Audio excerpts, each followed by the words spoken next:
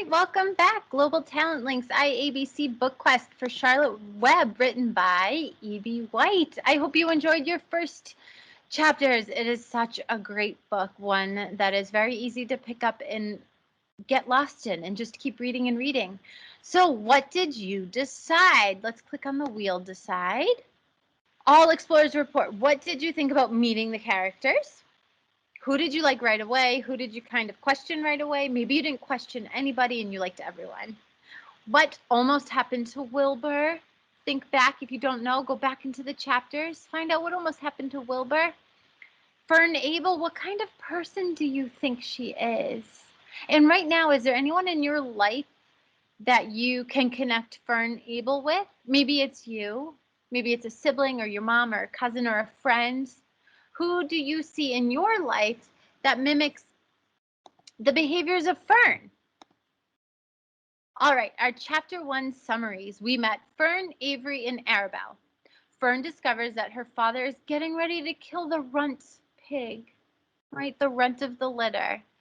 Fern feels injustice for small pigs and begs her father to spare him. So in her mind, innocently and sweetly enough, just because he's small, we can't keep him. Or on the father's side, he's saying, he's too small. He will not benefit me or the farm. He's going to become a burden. It's a business. They're both right, but is anyone more wrong? Fern's father, probably because of his little girl, most likely, decides not to kill the little pig. So now Fern has a lifelong pet, right?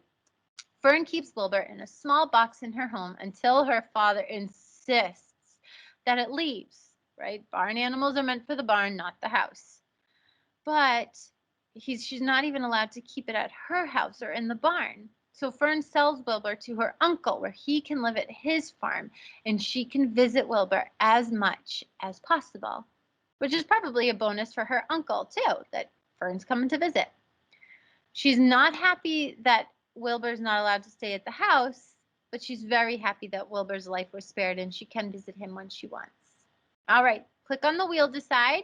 I'll give you a few minutes to do so. Pause me right now if you're going to do it. And we'll keep going. What do we already know about the setting? Why does setting play such an important part in the plot, in the overall structure of our story? Remember, settings can make or break a story. Think about horror, right? When you're reading a horror book or you're watching a horror movie, there's a reason why settings are the way that they are. They play to the mood, the tone, and the overall plot of the story. The same goes here. I mean, would this story be taking place if it were in the middle of a city? Probably not. Fill out your chart here. See if you can fill in the blanks with your breakout buddies or do it yourself. Setting is the time and the place in which the story takes place. Usually we just think it's the where. It's also the when. Okay, so you've got time, place, characters, and problems. What problems do we see coming with the setting? You can check your answers on the next slide. Here is a setting video. You're going to watch, I'm going to bypass it, you watch it on your own, about the movie. So it's called Babe, and they made Charlotte's Web into a movie. Inhale courage and exhale fear. Please take a minute to watch this video on courage and then reflect on that for yourself. How have you been brave? How are you courageous? How are people around you courageous? How does Fern show that she is courageous? She's just a little girl. Do you think this will be the only time in which we see Fern stand up for what she truly believes in? Or do you think there'll be other opportunities in this text where we will? Fern argues with her father to keep Wilbur safe, and she has a point. She's not arguing that life isn't fair and woe is me. She's making a point. Just because Wilbur is who he is, he has to die? That can't be right, Dad. She puts herself in a difficult situation for the well-being of another person. That is not only brave, it's extremely selfless. And she is not afraid to be herself, even if others do not think it's the correct way to be. That is such a mature way to think. Teaching middle school, there are so many opportunities when I can tell kids to stand up for themselves, or I can talk to kids about being happy and proud of who they are and not worrying about what others think of them. And the same thing goes for this character, Fern. She's lovable and relatable because she comes across very human, very natural to the way in which we live. Reflect upon how you can be courageous, not just in school, but in your own life. How can you stand up? How can you help others? How can you face something that you fear? The only way to get over fear is to face it head on, right? I had to do that recently. I have a fear of spiders. But in my eyes, it was either the spider was going to get me or my kids. And it wasn't a big deal spider. It was just a little thing. But I'm so afraid of them. I had to get over my fear in order to get the spider out of the house for my kids, right? How can you be true to yourself?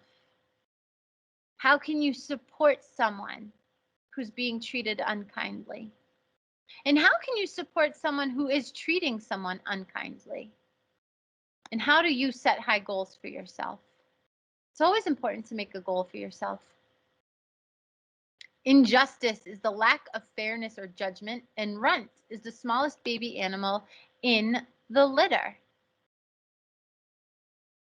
I love those vocab words. And how do they go together, especially in today's world? Injustice and runt. How do those two words tie in together? Do you see it in the world in which you live? I know I do. Breakout room activity, your mission. I love these. Share with your group one thing you learned during the session. Maybe it has to do with the book. Maybe it has to do with yourself.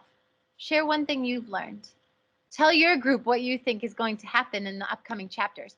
Making predictions is one of the greatest things you can do when reading a story because you're questioning what is happening and seeing if it will come true in the events that follow. You learn a lot that way. Here are some optional team chat activities. Again, I loved the questions that were posed in the previous session, so here we go. Why do you think it was important for Fern to save Wilbur? How do you think life at Mr. Zuckerman's is going to be for Wilbur? What is one way you are going to try to be courageous in your own life? I'll help. One way I think I'm going to try to be more courageous in my adult life, I think there's always room for me to stand up for what I truly believe in. I think there's always room to grow. So that's what I'm going to work on. Wonderful. All right. For next time, read chapters 3, 4, and 5 and think. It is scary to start off in a new place. How does Wilbur accept his new home? Our word of wisdom for the next session is perseverance. This is an excellent word. How do you see this in the story? To persevere. And as always, if you have any questions, comments, or concerns, please don't hesitate to reach out. Until next time, boys and girls, have a wonderful day.